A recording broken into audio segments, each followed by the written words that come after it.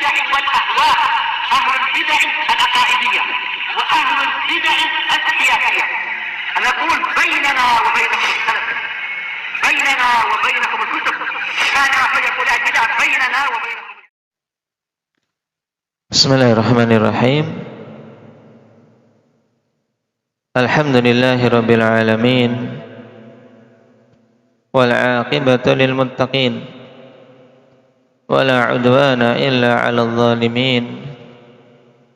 Asyhadu an la ilaha illallah wahdahu la syarika lah, wa asyhadu anna Muhammadan 'abduhu wa rasuluh sallallahu alaihi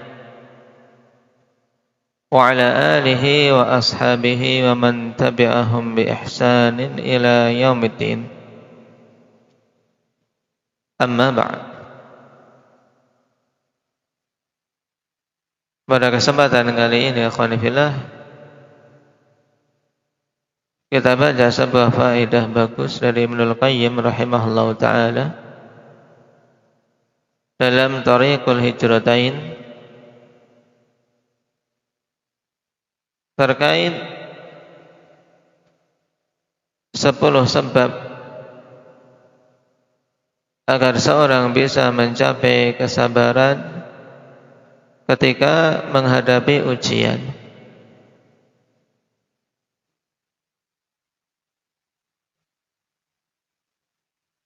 Sebagaimana kita singgung dalam khutbah tadi, bahwasanya di antara sifat al-mukhbitun yaitu mereka-mereka yang bersabar atas apa-apa yang menimpa mereka berupa ujian. Apa sifat yang lain? Ada berapa sifat dari sifat al-mukhbitin? Indak ya syukran. Nah, barakallahu fikum. Fabashshiril mukhbitin alladzina idza dzukirallahu wajilat qulubuhum was-sabirina 'ala ma asabahum wal muqimis shalah wa mimma razaqnahum yunfiqun. Naam. Dan berarti penting untuk mengupayakan untuk seorang bisa bersabar pada hal apapun yang Allah Subhanahu wa ta'ala timpakan kepada seorang hamba. Dan di sini faedah bagus Ibnul Qayyim rahimahullahu ta'ala sebutkan 10 sebab untuk bisa mencapai kesabaran tersebut. Qala rahimahullah was-sabru 'alal bala yansha'u min asbabin 'adidah. Kesabaran atas suatu ujian itu bisa muncul dari sebab-sebab yang banyak. Kemudian beliau sebutkan 10 sebab. Ahaduha syuhudu jazaiha wa thawabiha. Sebab yang pertama yaitu dengan menyaksikan balasan dan ganjarannya. Dan ini memang sebab yang paling kuat bagi orang-orang yang beriman untuk mengupayakan agar dirinya bisa bersabar. Itu berupaya untuk mengingat, melihat, menyaksikan apa yang Allah Subhanahu wa ta'ala janjikan bagi mereka-mereka yang bersabar. Pahala yang luar biasa. Bahkan pahala yang tidak ada hitungannya. Dan ini tidak diberikan kecuali pada perkara as-sabr, akhwan. Innama yuwaffas sabiruna ajrahum bighairi hisab. Hanyalah disempurnakan bagi orang-orang yang bersabar pahala mereka tanpa ada hitungan. Ayat ini cukup untuk menggambarkan betapa besarnya balasan dan ganjaran yang diberikan atas suatu kesabaran. Ats-tsani syuhudu takfiriha lisayyiati wa mahwiha laha. Yang kedua yaitu dengan menyaksikan bagaimana kesabaran itu bisa menghapuskan kesalahan-kesalahan dan menghilangkannya. Ini juga penting untuk kita ingat bahwasanya dengan bersabar maka dosa-dosa kita bisa dihapus, bisa diampuni oleh Allah Subhanahu wa taala.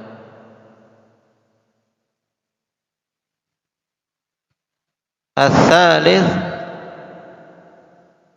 syuhudul qadri sabiq al-jari biha. Syuhudul qadari sabiqil jari biha wa annaha muqaddaratun fi ummil kitab qabla an yukhlaq fala budda minha fajaza'uhu la yaziduhu illa bala'an.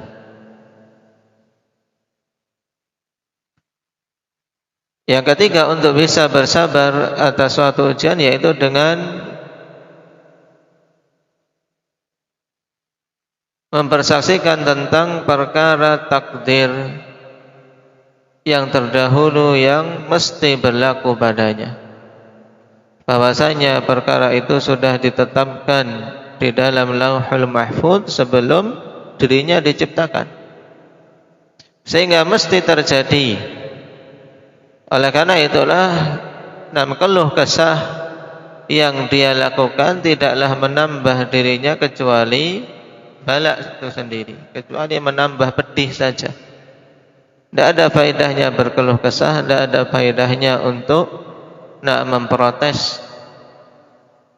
Maka ketika seorang meyakini hal ini, bahwasanya apa yang dia terima, apa yang menimpa dia merupakan ketetapan Allah yang telah ditetapkan sebelum dirinya diciptakan, maka akan mendorong untuk bisa bersabar. Kenapa? Karena tidak ada pilihan lain. Oleh karena itulah akhwan, kesabaran atas suatu bala sesuatu yang apa? Yang sebenarnya apa? Di luar ikhtiar, ya kan? Memang harusnya sabar, tidak ada pilihan lain bagi orang-orang yang ingin mendapatkan kemuliaan. Memang harus sabar. Nah, sebab kalau tidak sabar akan terjatuh dalam kerugian. Ar-rabi' syuhuduhu haqqallahi alaihi fi tilkal balwa wa wajibuhu fiha as-sabru bila khilafin bainal ummah awi sabru wa ridha ala ahadil qawlain fahuwa ma'murun bi adai haqqillahi wa ubudiyatihi alaihi fi tilkal balwa fala budda lahu minhu wa illa tada'afat alaihi. Faedah yang keempat yaitu untuk bisa bersabar dia berupaya untuk mempersaksikan hak Allah Subhanahu wa taala atas dirinya pada ujian yang dirasakan tersebut. Dilihat apa hak Allah Subhanahu wa taala pada masalah ini. Dan kewajiban yang harus ditunaikan terkait hak Allah Subhanahu wa taala dalam menjalani ujian ya apa? Ya kesabaran. Dan ini tidak ada khilaf di antara umat-umat yang ada. Bahwasanya kewajiban seorang hamba ketika menghadapi musibah akhwan adalah kesabaran. Kemudian terjadi khilaf, apakah ridha juga wajib? Nah, salah satu pendapat mengatakan iya. Berarti menurut pendapat ini dua kewajiban yang harus ditunaikan ketika menghadapi bala, yaitu as-sabru war ridha. kesabaran dan ridha. Taib. Sehingga dia diperintahkan untuk menunaikan hak Allah Subhanahu wa taala yang berupa kesabaran tersebut, yang kewajiban sabar tidak ada khilaf. Dan juga untuk berusaha ridha dengan ketetapan dari Allah Subhanahu wa taala tadi. Sehingga ini harus diwujudkan. Jika tidak, maka hanya akan semakin memperberat ujiannya. Berarti inti dari poin yang keempat apa? Untuk bisa bersabar, kita ingat apa kewajiban kita sebagai hamba ketika tertimpa musibah terkait hak Allah. Karena Allah yang menetapkannya, Allah yang menghendakinya, dan Allah menetapkan kewajiban atas kita untuk bersabar, ya harus bersabar. Kemudian al-khamis, syuhudu tarattubiha alaihi bidzambih. Syuhudu tarattubiha alaihi bidzambih, yaitu dengan mempersaksikan keterkaitan ujian tersebut atas dirinya sendiri dikarenakan dosa-dosanya. Dengan kata lain, akhwani fillah, poin yang kelima yaitu apa? Untuk bisa bersabar, hendaknya seorang mengingat bahwa bala yang dia rasakan, ujian yang dia rasakan, di antara sebabnya adalah kesalahan dan dosa-dosa dirinya sendiri. Dan ini juga hal yang sangat membantu untuk seorang bisa bersabar dan ridha terhadap ketetapan Allah Subhanahu wa taala. Allah Subhanahu wa taala katakan, "Wa ma asabakum min musibatin fabima kasabat aydikum." Apa saja menimpa kalian berupa musibah, maka itu disebabkan perbuatan-perbuatan kalian sendiri. Dan ini kata Ibnul Qayyim, fahadha amun fi kulli musibatin daqiqatin wa jalilatin fayushghiluhu syuhudu hadha sababi bil istighfar alladhi huwa a'zamul asbabi fi daf'i tilkal musibah. Dan ini umum, mencakup semua musibah yang kecil maupun yang besar. Sehingga akhwan, ingatan dia tentang hal ini, bahwasanya ujian sebab utamanya adalah kesalahan-kesalahan kita sendiri. Ini akan menyibukkan kita untuk beristighfar, yang ini merupakan sebab terbesar tertolaknya musibah. Qala Ali bin Abi Thalib radhiyallahu anhu, ma nazala bala'un illa bidzanbin wa la rufi'a bala'un illa bitaubah. Ini asar yang ringkas tapi padanya faidah mendalam, akhwan. Ma nazala bala'un illa bidzanbin, tidaklah turun bala kecuali karena sebab dosa. Dan tidaklah terangkat suatu bala kecuali dengan taubat. Maka poin yang kelima ini diingat apa tadi? Untuk seorang bisa bersabar yaitu dengan memperhatikan taib hubungan antara ujian tersebut dengan dosa-dosa yang dilakukan, di mana ujian itu dia dapat dikarenakan dosa-dosa yang dilakukannya.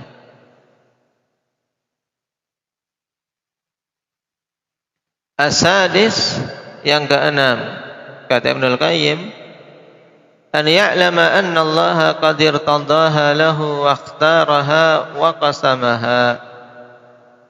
wa anna al-'ubudiyyata taqtadhi ridahu bima radiya lahu bihi sayyiduhu wa maulah. Ini tingkatan yang lebih tinggi lagi, akhwan. Nah,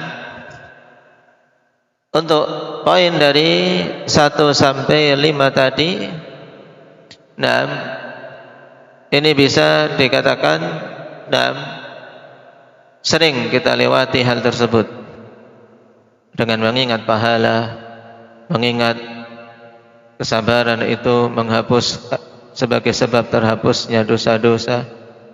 Kemudian mengingat bahwasanya ujian itu telah ditakdirkan, mengingat wajibnya kita adalah bersabar, mengingat bahwasanya ujian ini sebabnya adalah dosa kita sendiri.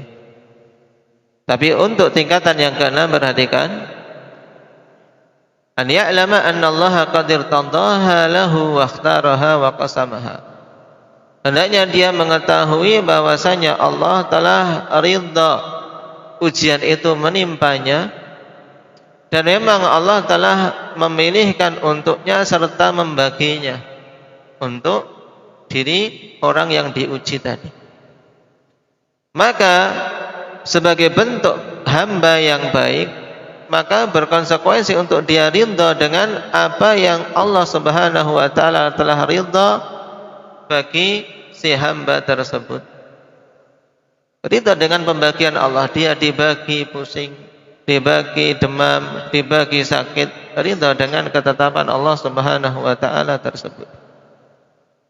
Karena Allah yang telah membaginya.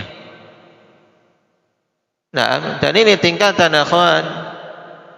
Tentunya sebagaimana Ibnul Qayyim mengawalinya, an ya'lam, butuh ilmu. Butuh ilmu. Naam.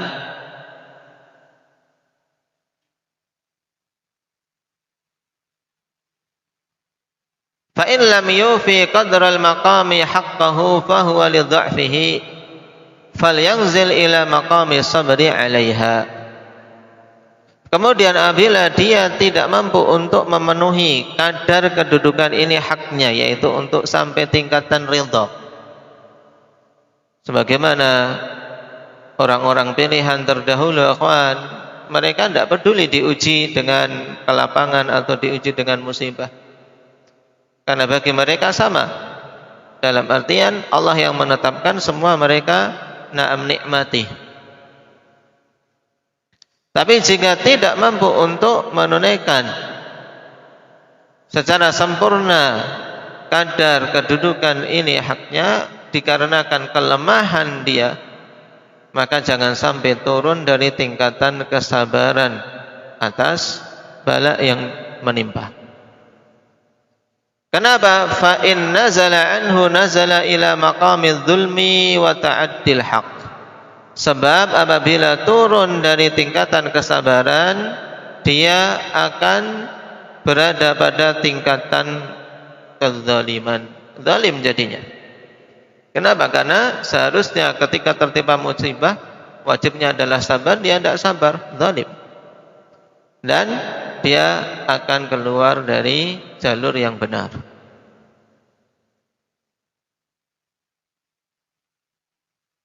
Berarti kesimpulan yang ke-6 bagaimana? Yang ke-6 intinya bagaimana, Badri?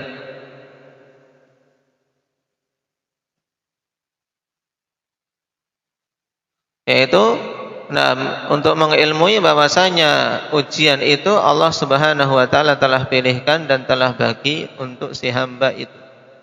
Maka sebagai hamba yang baik, ya, ridha dengan pembagian Allah tadi. Namun jika tidak mampu sampai tingkatan ridha, maka tidak boleh turun dari tingkatan apa? Indak ya Hanafi? Tidak boleh turun dari tingkatan sabar. Karena kalau turun dari tingkatan sabar, akan masuk ke kondisi apa, Hanif? Kezaliman dan jalan yang tidak benar. Taib. As-sabi' yang ke-7, an ya'lama anna hadhihi al-musibata hiya dawa'un nafi'un saqahu ilaihi at-tabibul alimu bimaslahati ar-rahimu bihi. Yang ketujuh, hendaknya dia mengilmui bahwasanya musibah itu hakikatnya adalah dawaun nafi', obat yang bermanfaat. Gimana ini musibah kok malah obat yang bermanfaat? Perhatikan berkata Ibnul Qayyim, hendaknya dia mengilmui bahwasanya musibah itu hakikatnya adalah dawaun nafi', obat yang bermanfaat. Saqahu ilaihi at-tabibul alimu bimaslahatihi ar-rahimu bih, yang memberikan kepadanya at-tabib, yaitu Allah Subhanahu wa ta'ala, yang maha luas ilmunya, yang mengetahui kemaslahatan dan sangat menyayangi hambanya. Falyasbir ala tajarru'ihi wa la yataqayya'u bitasakhutihi wa syakwahu fayadhabu naf'uhu batila. Maka hendaknya bersabar untuk meneguknya. Bersabarlah untuk merasakan naam pahitnya obat itu. Jangan dimuntahkan dengan berkeluh kesah, naam kemudian memprotes takdir Allah, sehingga akan hilang kemanfaatannya sia-sia. Berarti inti sebab yang ketujuh untuk bisa meraih kesabaran akhwan, yaitu hendaknya kita mengilmui bahwasanya sebenarnya musibah itu hakikatnya adalah obat bagi si hamba. Dan ini kalau kita mau mentadaburinya, nah akan kita dapati bukti yang begitu banyak.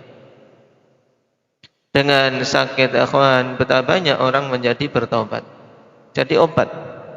Yang sebelum sakit dia melakukan berbagai macam kejahatan, sebelum sakit dia melakukan berbagai macam perbuatan tidak bermoral, tapi ketika sakit mendapatkan bala, mendapatkan ujian, itu dia terobati.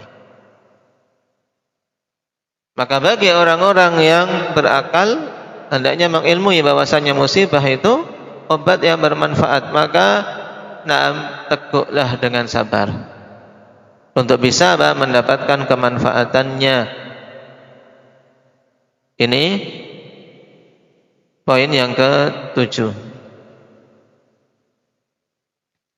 Kemudian poin yang ke-8, an ya'lama anna fi 'uqba hadzal dawa'i minasy-syifaa'i wal 'afiyati was-sihhah wa zawalil alam ma lam tahsul bidunih. Hendaknya dia mengilmui bahwasanya hasil akhir dari obat ini berupa kesembuhan dan kesehatan serta hilangnya rasa sakit yang tidak akan bisa tercapai tanpanya. Nah, sebelum merasakan ujian itu, tidak akan bisa tercapai kesembuhan sebagaimana yang didapat ketika telah mendapatkan ujian. Ini harus diilmui bahwasanya hasil akhir yang didapat setelah mendapatkan ujian berupa asy-syifa wal afiyah, kemudian hilangnya rasa sakit,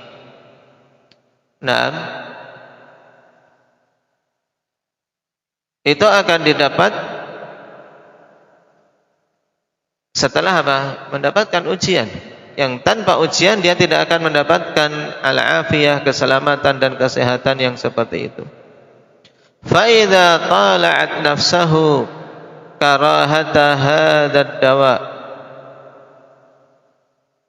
fa idza tala'at nafsuhu karahata hadzal dawa wa mararatah falyanzur ila aqibatihi wa husni ta'thirih. Kemudian apabila jiwanya melihat kebencian terhadap obat ini dan pahitnya, Ya, karena ujian kan pahit, obat juga pahit. Ketika tidak suka jiwanya, maka hendaknya melihat bahwasanya hasil akhir dan akibatnya itu bagus. Sebagaimana Allah Subhanahu wa taala katakan, fa'asa an takrahu syai'an wa huwa khairul lakum. Bisa saja kalian membenci suatu hal dalam keadaan perkara itu lebih bagus bagi kalian. Nah, wa asa an tuhibbu syai'an wa huwa syarrul lakum wallahu ya'lamu wa antum la ta'lamun. Nah, berarti inti pada poin yang ke-8 untuk seorang bisa mencapai tingkatan kesabaran adalah apa? Adalah dengan mengilmui akibat yang akan didapat setelah seorang mendapatkan musibah yang diibaratkan sebagai obat tersebut.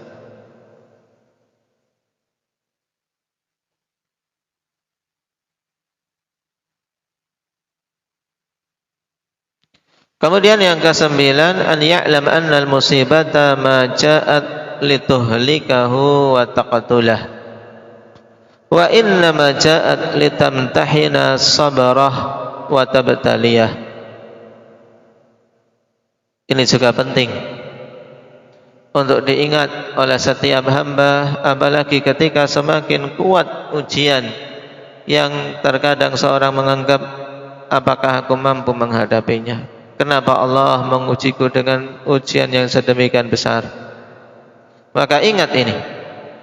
Nah, bahwasanya sebesar apapun ujian yang dirasakan oleh hamba, ketahuilah bahwasanya musibah tidaklah datang untuk mencelakakannya dan membunuhnya, tidak. Tapi hanyalah ujian itu diberikan untuk menguji kesabarannya. Untuk menguji kesabarannya. Fayatabayyanu hina idzin hal yasluhu listikhdamihi wa ja'alahu min awliyaihi wa hizbihi amla. Sehingga jelas ketika itu apakah pantas hamba itu untuk betul-betul menjadi hambanya dan hamba itu dijadikan sebagai wali Allah dan golongan Allah atau tidak. Ini. Jadi ujian diberikan bukan untuk menghancurkan dan membinasakan hamba, tapi untuk menguji apakah pantas si hamba ini untuk betul-betul menjadi hamba dan wali-wali Allah. Nah,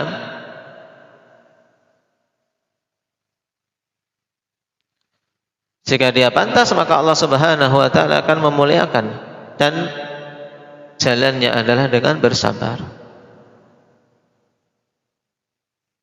Kemudian beliau membawakan kalimat panjang terkait poin yang ke-9 ini.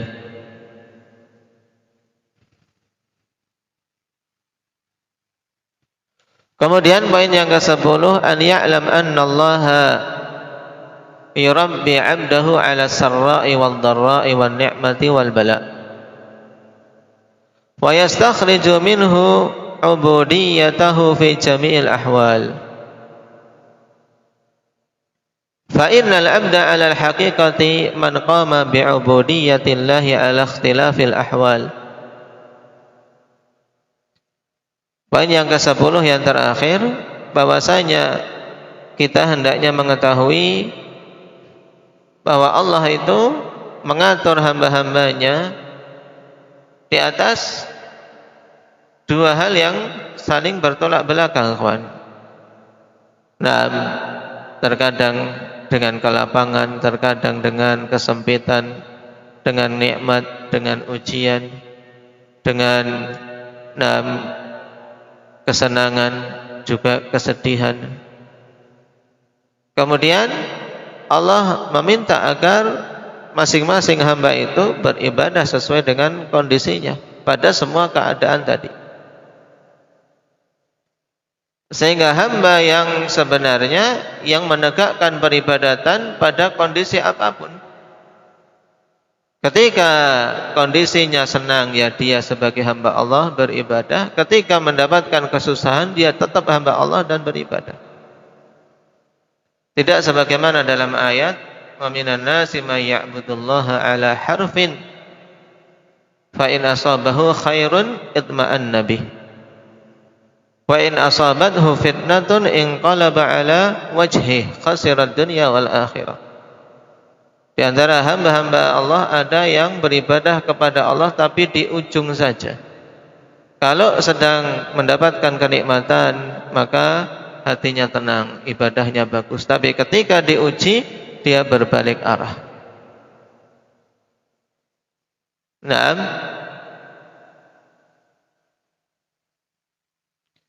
Untuk orang-orang yang seperti ini, kata Ibnul Qayyim, yaitu yang hanya beribadah kepada Allah di saat mendapatkan nikmat dan kesehatan, falaisa min abidihi alladzina ikhtarahum li'ubudiyatihi. Maka mereka itu bukanlah hamba-hamba Allah yang Allah pilih untuk beribadah kepadanya, yang hanya beribadah kepada Allah di saat senang saja, di saat lapang, di saat mendapatkan nikmat.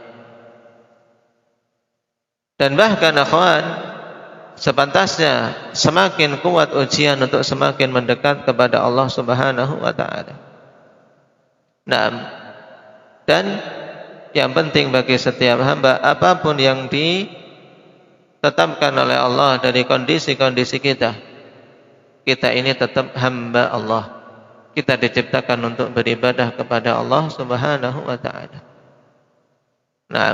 Nah ini 10 sebab akhwan yang dipaparkan oleh Ibnul Qayyim rahimahullahu taala yang yakin apabila seorang hamba mengupayakannya, maka mesti dia akan mencapai tingkatan kesabaran pada bala yang dirasakannya, baik besar maupun kecil. Nah, dia akan bisa mencapai dan meraih tingkatan as-sabirin. Nasallallahu at-taufiq was-sadad walhamdulillahirabbil alamin.